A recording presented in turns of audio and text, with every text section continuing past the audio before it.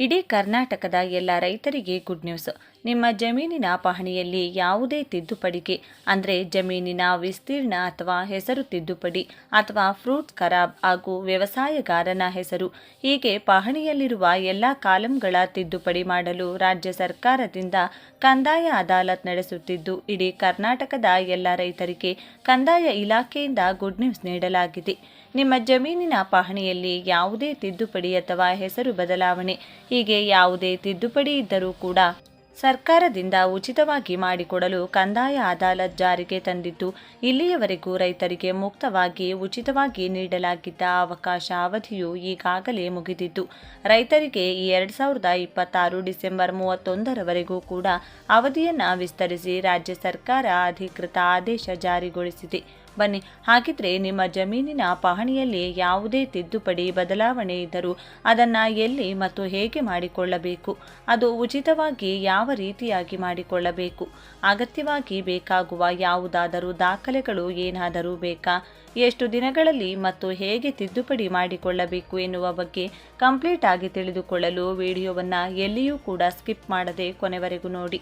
ಹಾಗೂ ನೀವು ಕೂಡ ನಿಮ್ಮ ಜಮೀನಿನ ಪಹಣಿಯಲ್ಲಿ ಯಾವುದೇ ತಿದ್ದುಪಡಿ ಇದ್ದರೆ ಈ ವಿಡಿಯೋಗೆ ಈಗಲೇ ಒಂದು ಲೈಕ್ ಮಾಡಿ. ರೈತರ ದಶಕಗಳ ಸಮಸ್ಯೆಯಾದ ಪಹಣಿ ತಿದ್ದುಪಡಿ ಪ್ರಕ್ರಿಯೆಯನ್ನು ಮತ್ತಷ್ಟು ಸರಳಗೊಳಿಸಲು ಕರ್ನಾಟಕ ಸರ್ಕಾರ ಮಹತ್ವದ ನಿರ್ಧಾರ ಕೈಗೊಂಡಿದೆ. ಕಂದಾಯ ಇಲಾಖೆಯ ಕಂದಾಯ ಅದಾಲತ್ ಕಾರ್ಯಕ್ರಮದ ಅಡಿಯಲ್ಲಿ ಪಹಣಿಗಳಲ್ಲಿನ ದೋಷಗಳನ್ನು ಸರಿಪಡಿಸುವ ವಿಶೇಷ ಅಧಿಕಾರವನ್ನು ಸಹಾಯಕ ಆಯುಕ್ತರಿಂದ ತಹಶೀಲ್ದಾರರಿಗೆ ಪ್ರತ್ಯಾಯೋಜಿಸಿ ಸರ್ಕಾರ ಆದೇಶ ಹೊರಡಿಸಿದೆ. ಈ ಹಿಂದೆ ಇದ್ದ ಈ ಅಧಿಕಾರದ ಅವಧಿಯು ಜೂನ್ 2025ಕ್ಕೆ ಮುಕ್ತಾಯಗೊಳ್ಳಲಿದ್ದು, ಇದೀಗ ಸಾರ್ವಜನಿಕ ಹಿತದೃಷ್ಟಿಯಿಂದ ಅದನ್ನು ಡಿಸೆಂಬರ್ 31, 2026ರವರೆಗೆ ವಿಸ್ತರಿಸಲಾಗಿದೆ.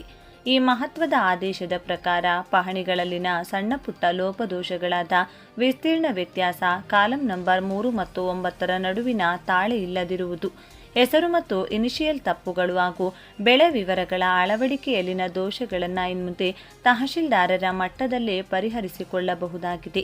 ದಕ್ಷಿಣ ಕನ್ನಡ, ಬೆಂಗಳೂರು ಗ್ರಾಮಾಂತರ ಮತ್ತು ಬೆಂಗಳೂರು ನಗರ ಜಿಲ್ಲೆಗಳನ್ನು ಹೊರತುಪಡಿಸಿ ರಾಜ್ಯದ ಉಳಿದೆಲ್ಲ ಜಿಲ್ಲೆಗಳ ರೈತರಿಗೆ ಈ ಸೌಲಭ್ಯ ದೊರೆಯಲಿದೆ. ಇದರಿಂದ ರೈತರು ಸಣ್ಣಪುಟ್ಟ ತಿದ್ದುಪಡಿಗಳಿಗಾಗಿ ಜಿಲ್ಲಾ ಅಥವಾ ಉಪವಿಭಾಗೀಯ ಕೇಂದ್ರಗಳಿಗೆ ಅಲೆಯುವುದು ತಪ್ಪಲಿದ್ದು, ಸ್ಥಳೀಯವಾಗಿಯೇ ಶೀಘ್ರ ಪರಿಹಾರ ಸಿಗಲಿದೆ. ತಿದ್ದುಪಡಿಯಾಗುವ ಅಂಶಗಳು: ಹೆಸರು, ವಿಸ್ತೀರ್ಣ, ಆಕಾರ ಬಂತಾಳೆ ಮುಂತಾದ ತಾಂತ್ರಿಕ ದೋಷಗಳು. ಕಂದಾಯ ಅದಾಲತ್ ಎಂದರೇನು? ಕಂದಾಯ ಅದಾಲತ್ ಎಂದರೆ ರೈತರ ಭೂ ದಾಖಲೆಗಳಲ್ಲಿರುವ ಸಣ್ಣಪುಟ್ಟ ತಾಂತ್ರಿಕ ದೋಷಗಳನ್ನು ಸರಿಪಡಿಸಲು ಹಮ್ಮಿಕೊಳ್ಳುವ ಒಂದು ವಿಶೇಷ ಆಂದೋಲನ. ಸಾಮಾನ್ಯವಾಗಿ ಪಹಣಿಯಲ್ಲಿ ತಪ್ಪುಗಳಿದ್ರೆ ರೈತರು ತಹಶೀಲ್ದಾರ್ ಕಚೇರಿ ಅಥವಾ ಉಪವಿಭಾಗಾಧಿಕಾರಿಗಳ ಕಚೇರಿಗೆ ಅಲೆಯಬೇಕಾಗುತ್ತದೆ. ಇದನ್ನು ತಪ್ಪಿಸಲು ಅಧಿಕಾರಿಗಳೇ ಗ್ರಾಮ ಮಟ್ಟಕ್ಕೆ ಬಂದು ಅಥವಾ ನಿಗದಿತ ಸಮಯದಲ್ಲಿ ದಾಖಲೆಗಳನ್ನು ಪರಿಶೀಲಿಸಿ ಸ್ಥಳದಲ್ಲೇ ಅಥವಾ ಶೀಘ್ರವಾಗಿ ತಿದ್ದುಪಡಿ ಮಾಡುವ ಪ್ರಕ್ರಿಯೆಯೇ ಈ ಅದಾಲತ್. ಪಹಣಿಯ ಕಾಲಂ ನಂಬರ್ 3 ಮತ್ತು ಕಾಲಂ ನಂಬರ್ 9 ನಡುವೆ ಇರುವ ವಿಸ್ತೀರ್ಣದ ವ್ಯತ್ಯಾಸಗಳನ್ನು ಸರಿಪಡಿಸಬಹುದು.